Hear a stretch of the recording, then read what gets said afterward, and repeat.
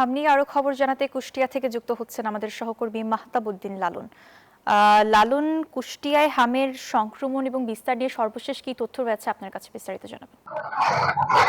মেঘলা, আপনাকে ধন্যবাদ। সর্বশেষ যে তথ্য রয়েছে, গত 24 ঘন্টায় হামের সংক্রমণ এবং উপসর্গ নিয়ে কুষ্টিয়া মেডিকেল কলেজ হাসপাতাল এবং কুষ্টিয়া সদর হাসপাতালে 22 জন নতুন রোগী ভর্তি হয়েছে, যাদের সবাই কিন্তু শিশু এবং তাদের বয়স 6 মাস থেকে 7.5 বছরের মধ্যে। আমি চিকিৎসকদের সাথে কথা বলেছি, চিকিৎসকরা যেটি বলছেন যে আসলে এই সংক্রমণ শুরু হওয়ার পর থেকেই মূলত আসলে কুষ্টিয়ার মেডিকেল কলেজ হাসপাতাল, কুষ্টিয়া সদর হাসপাতাল সহ কুষ্টিয়া যে 5 উপজেলা স্বাস্থ্য কমপ্লেক্স রয়েছে, সেখানে প্রায় 5 শতাধিকের কাছাকাছি রোগী কিন্তু হাসপাতালে ভর্তি থেকে চিকিৎসা নিয়েছেন। এখনো হাসপাতালে ভর্তি রয়েছেন প্রায় 160 জনের বেশি রোগী।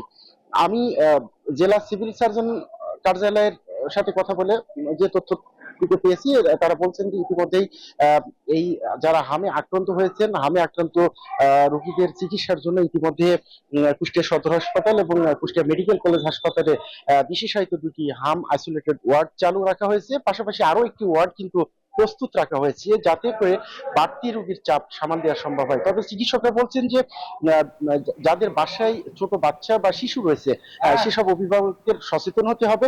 হামের যে উপসর্গ বা লক্ষণগুলো রয়েছে সেগুলো দেখা দেওয়ার। লালন, আপনাকে ধন্যবাদ।